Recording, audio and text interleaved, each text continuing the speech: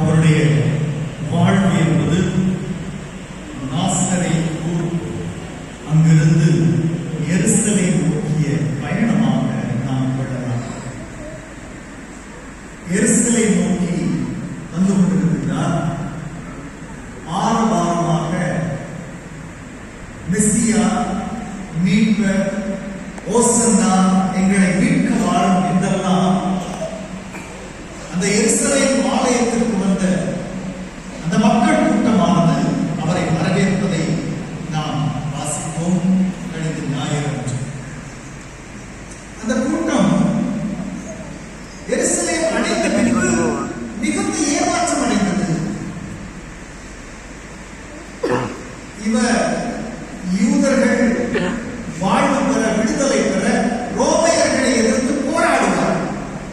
பெரிய ஒரு போர் நடக்கும், ஒரு பெரிய விடுதலை பிறக்கும் என்று எதிர்பார்த்தவர்களுக்கு ஏமாற்றம். அப்படி ஒன்றும் நடக்கவில்லை. ஏமாற்றம் அடைந்தவர்கள் ஆண்டவர் இயேசுவையும் வெறுக்கவும் தொடங்கினார்கள். அப்படி வெறுத்தவர்களுக்கு அவரை கொல்ல வேண்டும் என்று கூட ஒரு எண்ணம் ஏற்பட்டிருக்கலாம். ஆண்டவர் இயேசு பாஸ்கா விழாவை தன்னுடைய சீடர்களுக்கு தனியாக கொண்டாடுகிறார். கொண்டாடிய அந்த நேரத்திலே அவர் இன்னும் வெளிப்படுத்துகிறார். தான் எப்படி கொல்லப்படவிருக்கிறது, பிறக்கிறேன் என்பதை அவர் வெளிப்படுத்துகின்றார். சீடர்களுக்கு விளங்கவில்லை. தான் மனக்கவலைக்குள்ளாகி இருக்கிறேன் என்று அவர்களுக்கு எடுத்துரைக்கின்றார். என்னோடு சேர்ந்து ஜெபியுங்கள் என்று கதறவும் பள்ளத்தாக்கிலே, கெத்செமனி தோட்டத்திலே அவர் தனியாக ஜெபிக்கின்றார். தனக்கு நெருக்கமான 3 சீடர்களை அழைத்து என்னோடு சற்று தொலைவில் இருந்து ஜெபியுங்கள் என்று அவர் சொல்லுகின்றார். அவர்களுக்கு நடப்பதொன்றும் தெளிவாக தெரியவில்லை. அவர் எந்த அளவுக்கு கலக்கமுற்றிருக்கிறார் என்பதை அவர்கள் புரிந்து கொள்ளவில்லை. அவர்களை உறக்கம் ஆட்கொண்டது. ஆண்டவர் இயேசு தனியாக ஜெபிக்கும் பொழுது அவருடைய உடல் நிச்சயமாக பல்வேறு உணர்வுகளுக்கு ஆட்கொள்ளப்பட்டது. வேர்வை வியர்க்கின்றார். ஆனால் அந்த வேர்வை இரத்தமாக மாறக்கூடிய அளவுக்கு அவர் வேதனைப்பட்டுக் கொண்டிருந்தார். வேதனையில் உடல் நடுங்க ஆண்டவர் இயேசு தனக்கு நிகழவிருப்பதை அறிந்தவராக தந்தை கடவுளிடம் அவர் முறையிடுகிறார். தந்தையே, இந்த துன்பக்கலம் உமக்கு சித்தமானால் என்னை விட்டு நீங்க கிடவது என்று இறைமகன் மனுவுருவெடுத்த அந்த இறைமகன் நடுங்குகிறார். தந்தையிடம் மன்றாடுகிறார். இருப்பினும் என்னுடைய விருப்பம் என்று உம்முடைய விருப்பப்படியே ஆகட்டும் என்று அதை ஏற்றுக்கொள்ளுகின்ற அடுதலே மன்றாடுகின்றார்.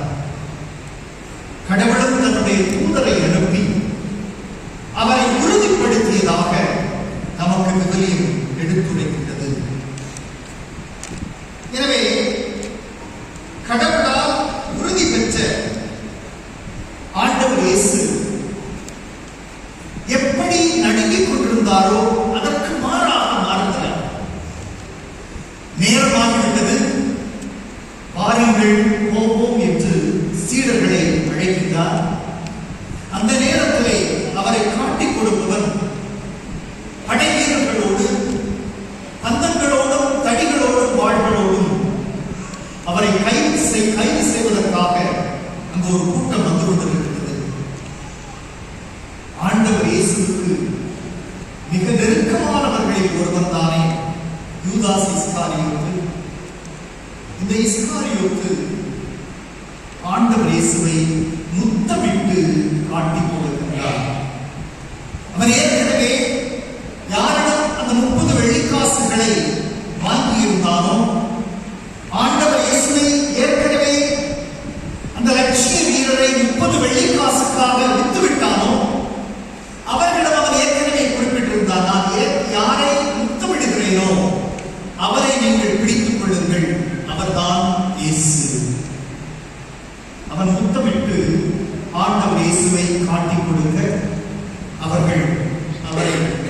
கைது செய்ய இருந்தார்கள். அது இன்னொன்று நடக்கிறது. நீங்கள் யாரை தேடி வந்தீர்கள் என்று ஆண்டவர் இயேசு கேட்கின்றார். அவர்கள் நசரேயனாகிய இயேசுவை என்று சொல்ல, நான் தான் என்று சொன்னவுடன் அதை கேட்டு அவர்கள் பின்வாங்கி விழுந்தார்கள் என்று வெளியே குறிப்பிடுகிறது. இதனுடைய அர்த்தம் என்னவென்றால், தந்தை இறைவனால் உறுதிப்படுத்தப்பட்ட பின்பு இயேசுவிடமிருந்து அனைத்து பயமும் சென்றுவிட்டது. தன்னுடைய கல்வாரி பலியை தெளிவாக அவர் உணர்ந்தவராக அதை ஏற்றுக்கொண்டு விட்டார். எனவேதான் மிக உறுதியோடு இருந்தார். யாரை தேடி வந்தீர்கள் என்று சொன்னவுடன் அவர்கள் சொல்ல, நான் தான், என்னை தேடி வந்தால் அவர்களை போகவிடுங்கள் என்று தன்னோடு இருந்த தன்னுடைய சீடர்கள் யாருக்கும் தொல்லை வராதபடி அவர்கள் தப்பிச் செல்ல அவர் வழி செய்கின்றார். ராயர் தன்னிடமிருந்த வாளை எடுத்து மார்க்கு என்ற படைவீரனின் காதை வெட்டுகிறார். ஏனென்றால் பதட்டம். ஒரு ஆளை தாக்குவதாக இருந்தால் தலையை வெட்டி இருக்கலாம், கழுத்தை வெட்டி இருக்கலாம், இவர் காதை வெட்டினார். ஏனென்றால் பதட்டம், பயம். இந்த சீடர்கள் ஒன்றும் தெரியாதவர்களாக, தெளிவில்லாதவர்களாக பயத்தோடு நடுங்கிக் கொண்டிருந்தார்கள். அந்த நடுக்கத்தில் நிச்சயமாக அவர் வாளை வீசி இருக்க வேண்டும். அது காதை துண்டித்தது. ஆண்டவர் இயேசு அதிலிருந்தும் அவரை காப்பாற்றுகின்றார். அந்த காதை ஒட்ட வைத்து புதுமை செய்கின்றார். இந்த சீடர்கள் எல்லாம் அவரை விட்டு செல்லுவதற்கு வழி செய்கின்றார். இப்படி தன்னை மனம் வந்து கையளிக்கின்ற ஒரு நிகழ்ச்சியை தான் அந்த சிறை செய்கின்ற அந்த வேளையிலே நாம் பார்க்கின்றோம். தலைமை குருவிடம் அழைத்துச் செல்கின்றார்கள்.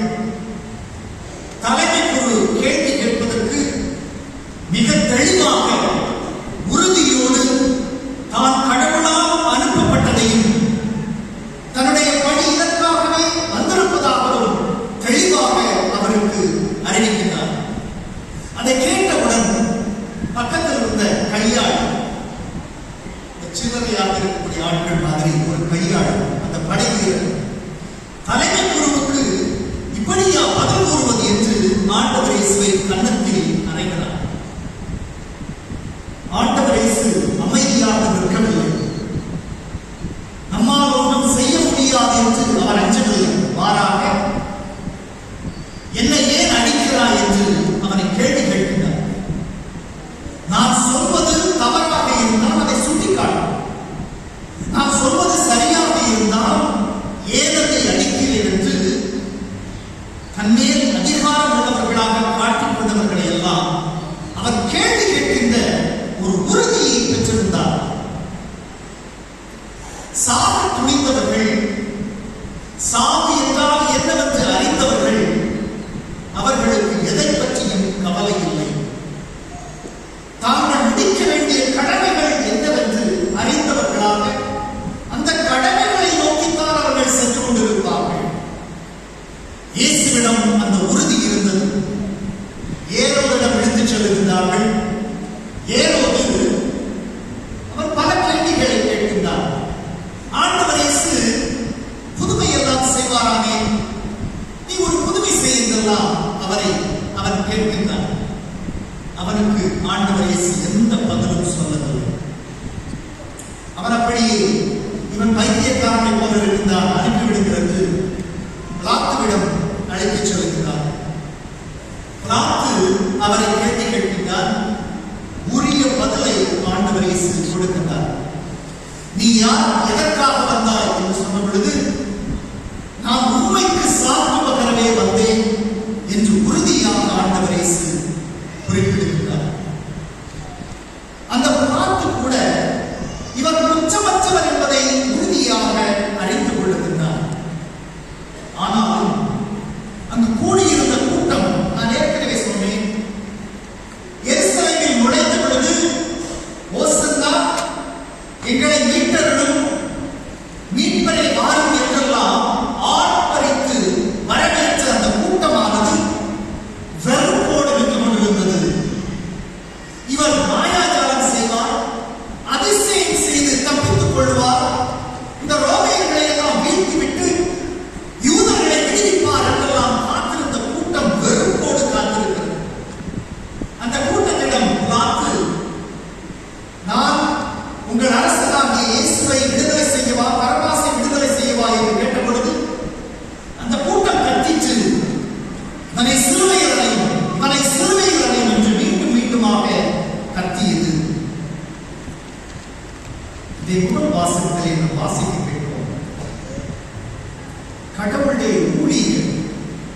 அவர் எப்படிப்பட்டவர் என்றால் எந்த ஒரு பாவமும் செய்யாதவர், யாருக்கும் அவர் தீங்கு செய்யாதவர், யாருக்கும் தீங்கு நினையாதவர். இந்த கடவுளுடைய ஊழியன் பிறருடைய பாவங்களுக்காக அவர் ஒடுக்கப்பட்டார். அவர் கொல்லப்பட கொண்டு போகக்கூடிய செம்மறி போல இழுத்துச் செல்லப்பட்டார். அவர் யாருக்கும் தன்னை அடிக்கிறவர்களுக்கு தன்னுடைய முகத்தை விளக்கவில்லை. மேலும் அவர் பிறருடைய பாவங்களுக்காக தான் கொல்லப்படுகிறார் என்றெல்லாம் ஆண்டவர் இயேசு பிறப்பதற்கு ஏறக்குறைய 700 ஆண்டுகளுக்கு முன்பே தீர்க்க தரிசனமாக எசாயா இறைவாக்கினர் சொன்னதைத்தான் இந்த முதல் வாசகத்திலே நாம் வாசிக்க கேட்டோம். அந்த தீர்க்க தரிசனம் ஆண்டவர் இயேசுவிலே அவருடைய இறப்பிலே கல்வாரி பலியிலே நிறைவேறியது. அவர் தன்னையே சாவுக்கு கையளித்தார். இதை நாம் உணர்ந்து கொள்வது எப்படி என்றால், யூதர்களுக்கு பல விழாக்கள் இருந்தது. இந்த விழாவிலே யோம் கிப்பூர் என்ற ஒரு விழா அவர்கள் நடத்தினார்கள். இந்த விழாவின் பொழுது இவர்கள் ஒரு செம்மறி ஆட்டை தேர்ந்தெடுத்து, மாசு மறுவற்ற ஒரு செம்மறி ஆட்டை தேர்ந்தெடுத்து, இந்த மக்கள் தன்னுடைய பாவங்களை எல்லாம் அந்த செம்மறி ஆட்டின் மீது சுமத்தி, அந்த செம்மறி ஆடு இவருடைய பாவங்களுக்காக பாலை நிலத்திலே அடித்து விரட்டப்படும். அந்த பாலை நிலத்திலே புல்லும் தண்ணீரும் ஒன்றும் கிடைக்காமல் அந்த வெயிலின் கொடுமையும் தாங்கி துடி துடித்து அந்த செம்மறி ஆடு இறந்து போகும். அந்த செம்மறி ஆட்டினுடைய இறப்பு இந்த மக்களுடைய பாவங்களுக்கு கழுவாயாக அன்று கருதப்பட்டது. இன்று இயேசு, மாசு மறுவற்ற செம்மறியான இயேசு, இந்த மக்களுடைய பாவங்களுக்காக, யூதர்கள் மட்டுமல்ல உலக மக்கள் அனைவருடைய பாவங்களுக்காக தன்னையே கழுவாயாக அவர் ஒப்படைக்கின்ற அந்த நிகழ்ச்சியை தான் இன்று நாம் கொண்டாடுகின்றோம். இன்று நாம் பெரிய வெள்ளிக்கிழமையில் நினைவு கூறுகின்றோம். இந்த பெரிய வெள்ளிக்கிழமையை தான் ஆங்கிலத்திலே நல்ல வெள்ளிக்கிழமை என்று சொல்லுகின்றார்கள். குட் ஃப்ரைடே, நல்ல வெள்ளிக்கிழமை. ஏனென்றால் கடவுள் மனிதர்களை மீட்டார். கடவுள் தன்னுடைய அன்பினாலே தன்னுடைய சொந்த மகனை பலியாக கொடுத்தாரே. எனவேதான் இதை நல்ல வெள்ளிக்கிழமை, பெரிய வெள்ளிக்கிழமை, குட் ஃப்ரைடே என்று நாம் எல்லோரும் அழைக்கின்றோம். கடவுள் எந்த அளவுக்கு மனிதர்களை அன்பு செய்தார், இந்த உலகத்தை அன்பு செய்தார் என்றால் தன்னுடைய ஒரே மகனை பலியாக கொடுத்தார் என்று விவிலியம் நமக்கு எடுத்துக் கூறுகின்றது. யோவான் 3ஆம் அதிகாரம் 16ஆம் வசனத்திலே நாம் கேட்கின்றோம். மேலும் யோவான் 15ஆம் அதிகாரம் 13ஆம் வசனம் நமக்கு சொல்லுகிறது, ஆண்டவர் இயேசு தன்னுடைய சீடர்களுக்கு சொல்லும் பொழுது, உயர்ந்த அன்பு என்பது தன் நண்பர்களுக்காக தன்னுடைய உயிரை கொடுப்பது. சீடர்களாகிய தன்னுடைய நண்பர்களுக்காக மட்டுமல்ல, இந்த உலகில் பிறந்த ஒவ்வொரு மனிதர்களும் வாழ்வு பெறுவதற்காக, ஆதாம் ஏவாளினால் இந்த பாவத்தினால் பிறந்த அந்த மனிதர்கள் எல்லாம் கிறிஸ்துவினுடைய இந்த சிலுவை சாவினால் மீட்பு பெற கிறிஸ்து தன்னையே ஒப்புவித்தாரே. அந்த அன்பு மேலான அன்பு என்று அவர் சொன்னதை தன்னுடைய இறப்பிலே, தன்னுடைய சாவிலே அவர் காட்டினார்.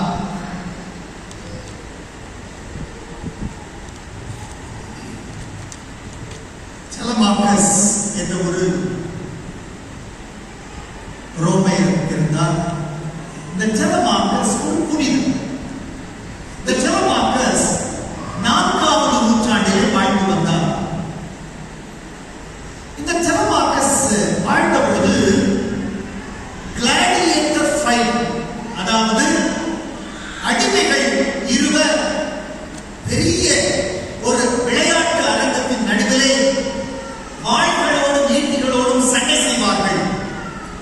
சண்டை செய்து ஒருவரை ஒருவர் வெட்டி சாய்ப்பார்கள்.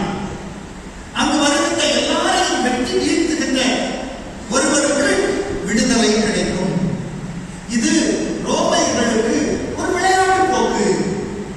எனவே ரோமையர்கள் பெரும் கூட்டமாக அந்த அரங்கத்திலே கூடுவார்கள், கைகொட்டி சிரிப்பார்கள். அங்கே மனிதர்கள் இருவர் சண்டையிட்டு மடிவார்கள். இதுதான் விளையாட்டு. இது ரோமை அரசர்களால் ஊக்குவிக்கப்பட்டது, தொடர்ந்து நடத்தப்பட்டது. ஒரு என்டர்டெயின்மெண்ட், பொழுதுபோக்கு.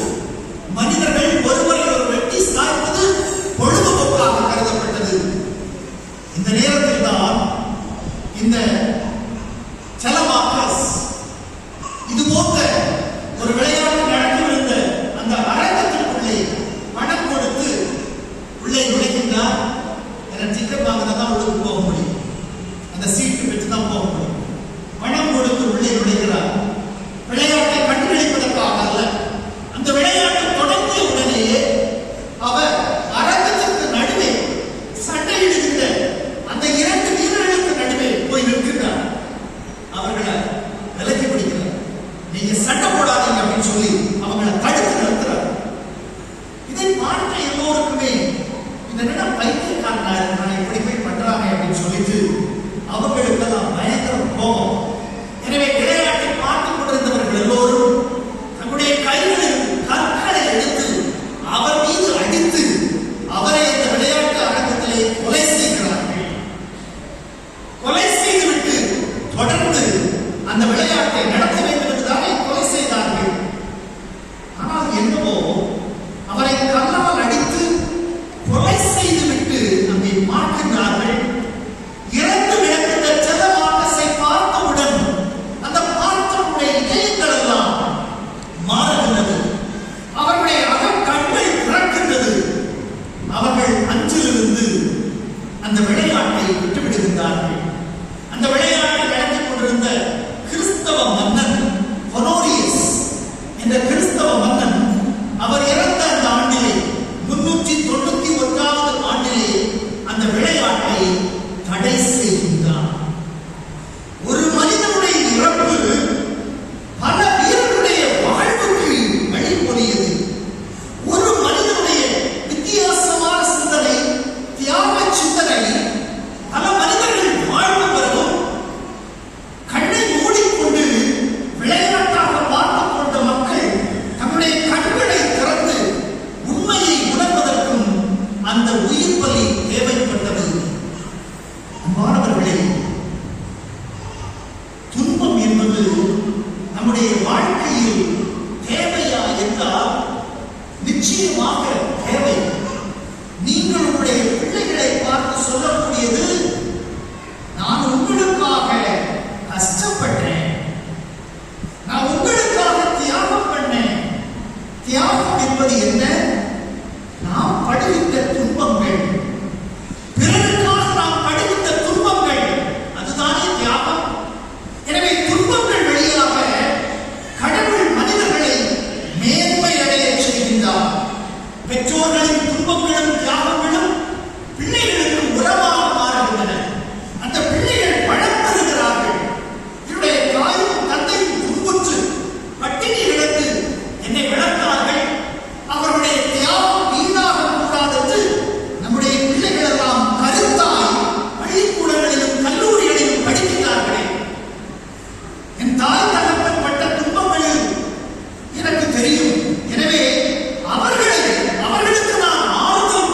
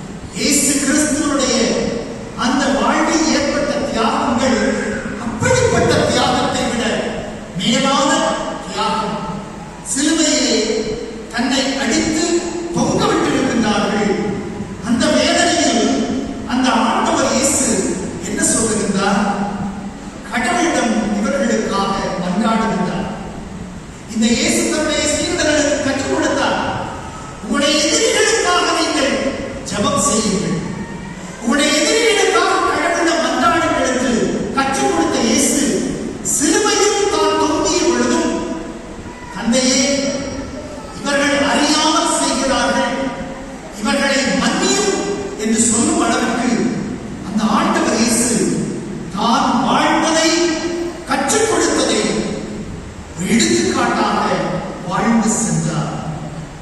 நாமும் இயேசுவை பின்பற்றுகிறோமா? அவருடைய சீடர்களா? அப்படியானால் நம்முடைய வாழ்வும் துன்பங்களை கண்டு தூர விலகுவது அல்ல, துன்பங்களை, தியாகங்களை நம்முடைய வாழ்க்கையில் எதிர்கொண்டு வாழ்வதுதான் என்பதை உணர்ந்தவர்களாக கிறிஸ்துவனுடைய அந்த கல்வாரி பலியில் நாம் அன்றாடம் வாழுகிறோம் என்பதை மறந்துவிட வேண்டாம். யாரெல்லாம் சிலுவையில் அறையப்பட்ட அந்த கிறிஸ்துவோடு பங்கெடுக்கின்றோமோ, அந்த கிறிஸ்துவனுடைய உயிர்ப்பிலும் பங்கெடுக்கின்றோம் என்ற நம்பிக்கை நம்மை உந்தி தழுகின்றது. அந்த விசுவாசத்தை நாம் வளர்வோம்.